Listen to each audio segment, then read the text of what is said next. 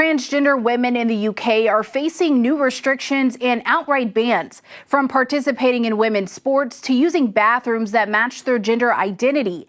LGBTQ plus advocacy groups now saying an April Supreme Court decision could lead to a blanket ban affecting trans people across the country.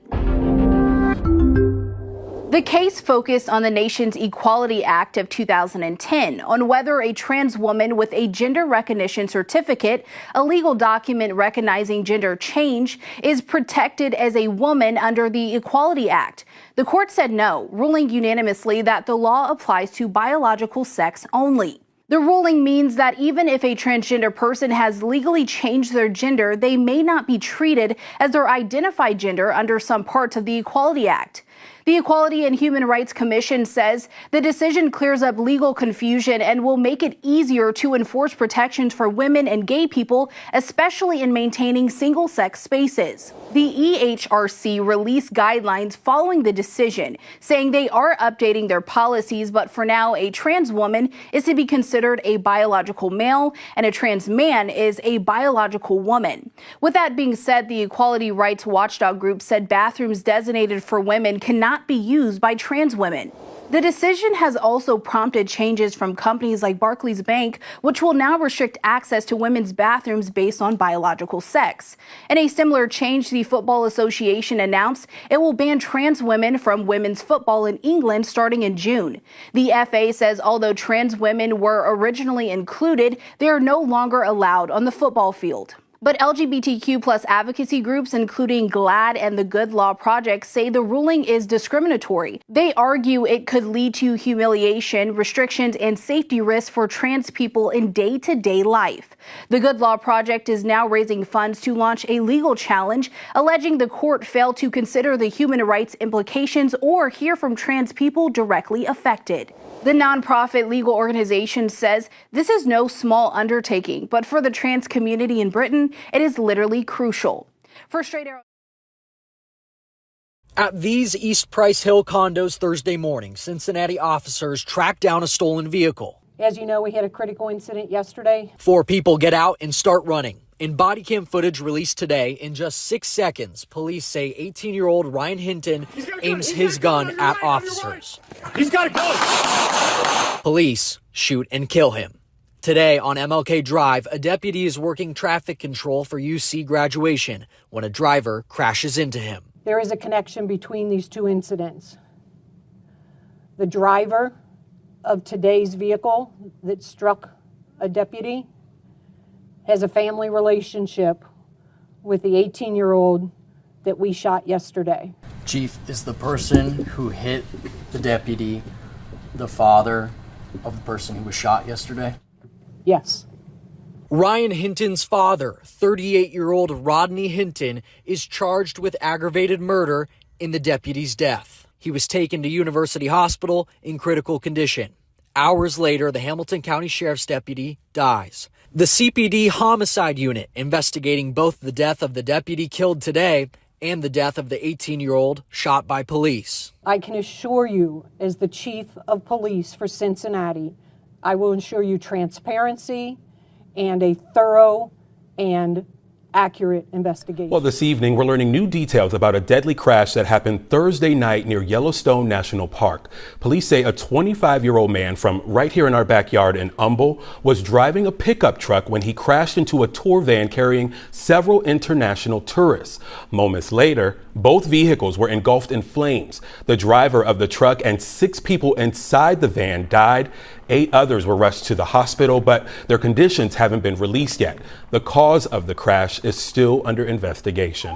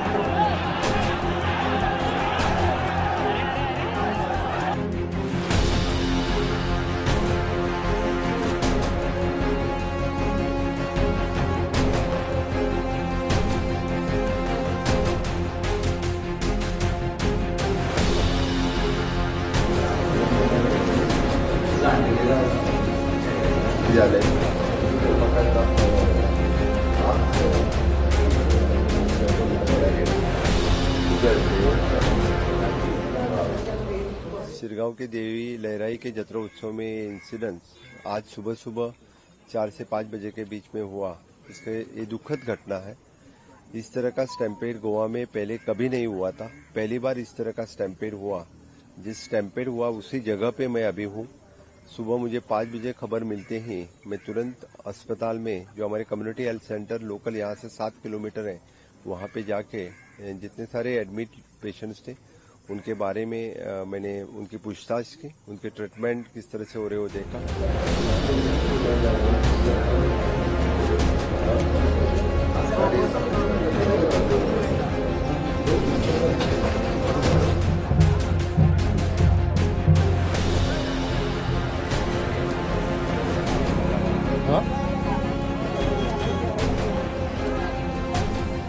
Exact cause of the incident तो भी हम उसमें inquiry कर रहे हैं, पर जितना अभी जानने में आया है किसी एक मुद्दे पे कुछ रूमर मॉन्गरिंग पे थोड़े से लोगों के बीच में यहाँ पे भगदड़ मच गई, जिसकी वजह से ये अनफॉर्चुनेट इंसिडेंट हुआ। उसके बाद हमारे लिए मेन चैलेंज ये था कि अंदर काफ़ी बड़ा जो यात्रा है वो चल रही थी, जिसके अंदर काफ़ी 50,000 के करीब, मोर देन दैट लोग थे, तो उसको पीसफुली कंक्लूड कराना वो हमारे लिए चैलेंज था, which we were able to achieve. इसके अंदर around 400 police personnel were deployed. Yes.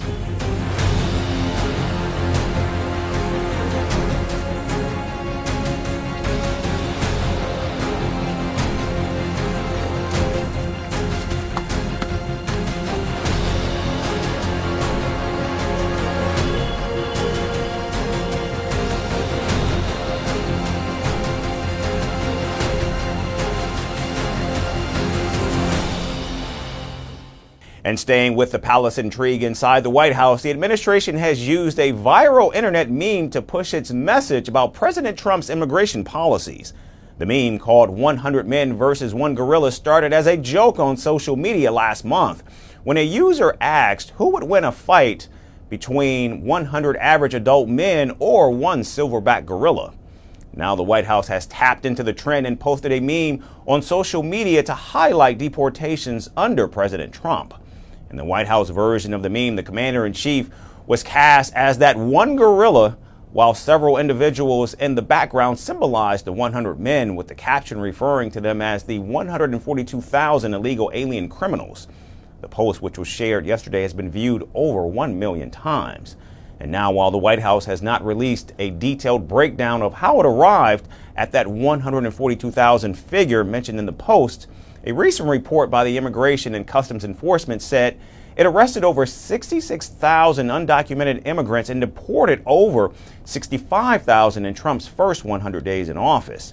Now, since returning to power, President Trump has doubled down on his immigration crackdowns, labeling illegal immigrants as terrorists and aliens. He's even unveiled a plan to send them to the infamous Guantanamo Bay. Today, I'm also signing an executive order to instruct the Departments of Defense and Homeland Security to begin preparing the 30,000-person migrant facility at Guantanamo Bay. Most people don't even know about it. We have 30,000 beds in Guantanamo to detain the worst criminal illegal aliens threatening the American people. And President Trump has even deported hundreds of alleged Venezuelan gang members to El Salvador's notorious mega prison in hopes to jail American criminals abroad as well. You mentioned that you're open to deporting individuals that aren't foreign aliens but are criminals to El Salvador. Does that include potentially U.S. citizens, fully naturalized Americans? I'm all for it because we can do things with the president for less money and have great security. And we have a huge prison population. We have a huge number of prisons, and then we have the private prisons, and some are operated well, I guess, and some aren't. But he does a great job with that. We have others that we're negotiating with too. But no, if it's a homegrown criminal, I have no problem. Now, what started as a lighthearted joke about strength and survival on the internet has now morphed into a serious political message by the White House. The president has vowed the largest deportation in American history, and he will do anything in his capacity to fulfill that promise.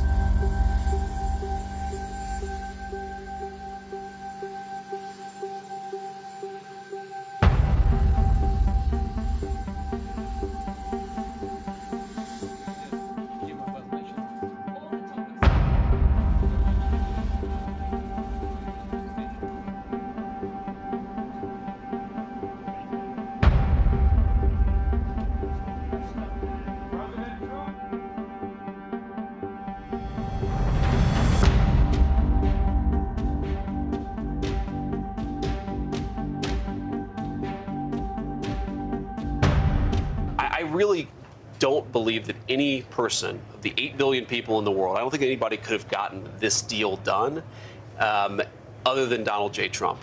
When I say this deal, I mean getting these guys to actually propose a peace settlement, but it's going to be up to the Russians and the Ukrainians. Now that each side knows what the other's terms for peace are, it's going to be up to them to come to an agreement and stop this brutal, brutal conflict. It's not going anywhere, Brett. It's not going to end anytime soon.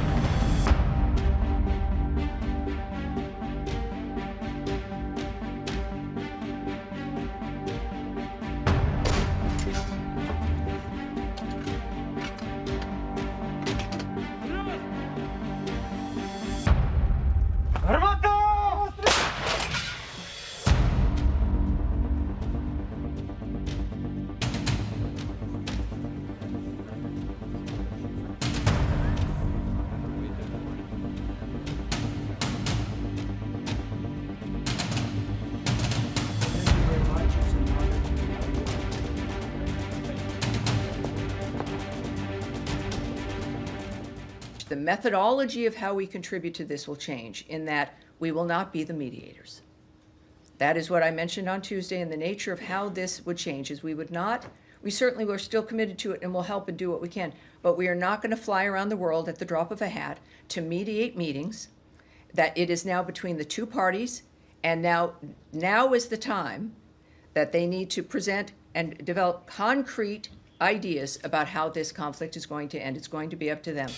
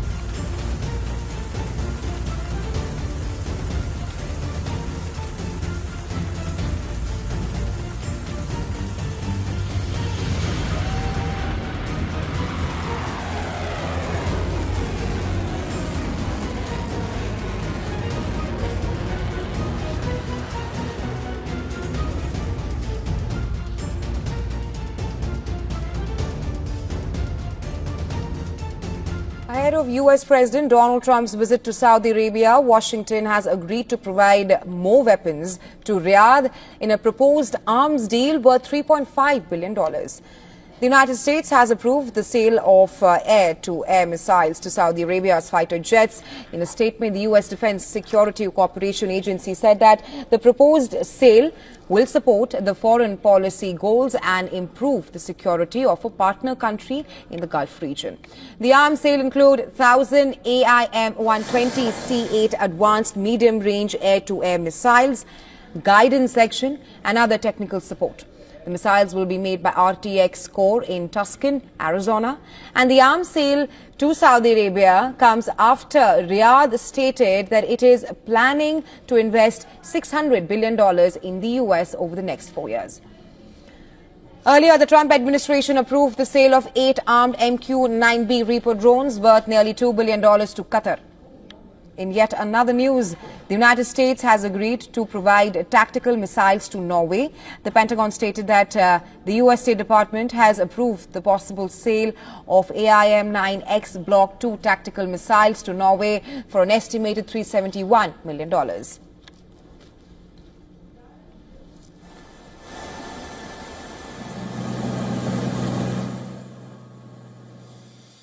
Iran has said that continued U.S. sanctions on its trade partners will not alter its policy.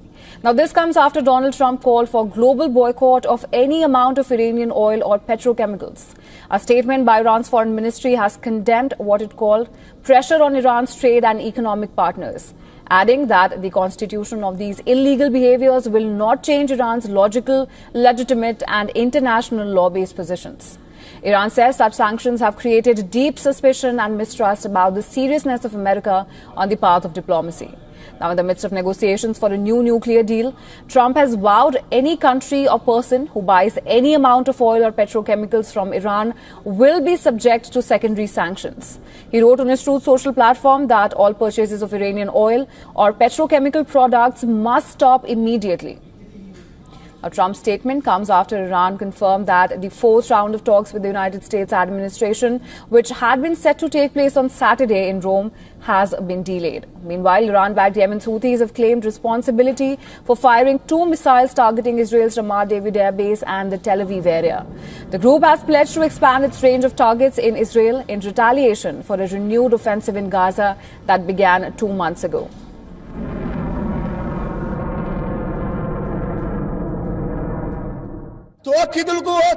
The Yemeni armed forces affirmed that they will continue their supportive operations and the imposition of a naval blockade on the Israeli enemy from the Red and Arabian Seas, and that the American enemy, with its military might and brutal aggression, has failed to break this blockade, which will continue until the aggression on Gaza stops and the blockade is lifted.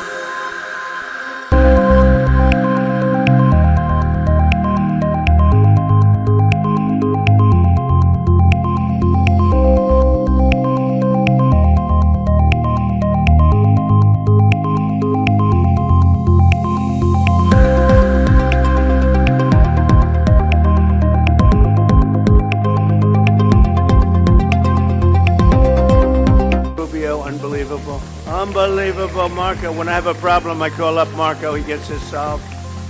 He gets it solved. Scott Bessent, he's got a very easy job now. He's negotiating with about 200 countries. Can you handle it? Do you get to sleep at all? He's got phone. What about the land that he's gained? Arabia between American and Russians. I used to be a divorce lawyer, and I did it for about a year.